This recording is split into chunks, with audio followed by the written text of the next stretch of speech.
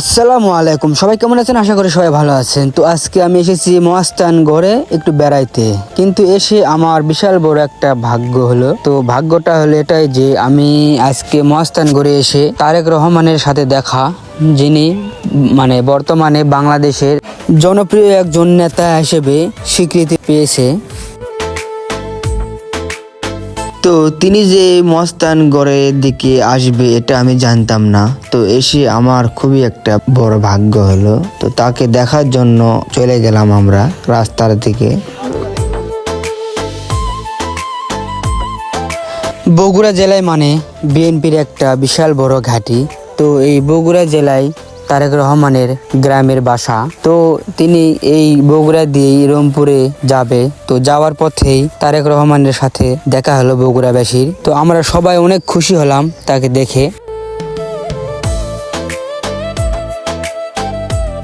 তাকে দেখার জন্য হাজার হাজার মানুষ রাস্তার দুপাশে লাইন ধরে দাঁড়িয়ে রয়েছে। সবাই সুশৃঙ্খলভাবে রাস্তায় দাঁড়িয়ে আছে তাকে দেখার জন্য।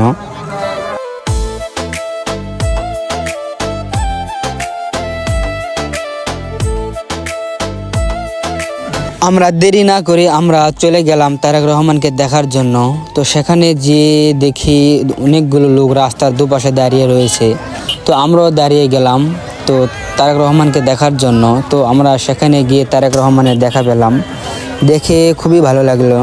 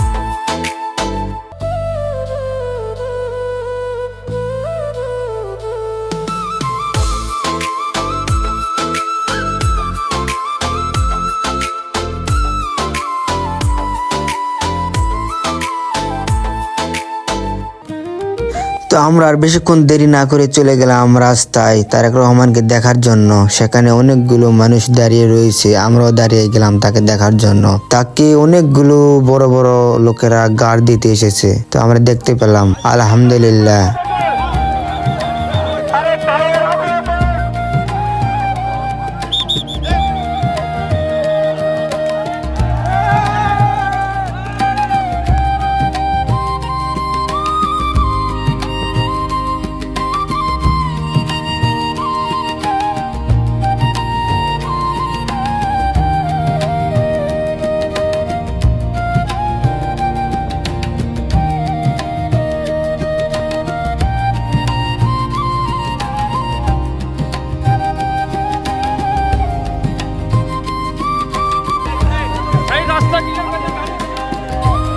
তো আমরা অবশেষে তারেক রহমানকে দেখেই নিলাম। তো দেখে খুবই ভালো লাগলো। এখন আমরা আমাদের বাড়ির উদ্দেশ্যে চলে গেলাম।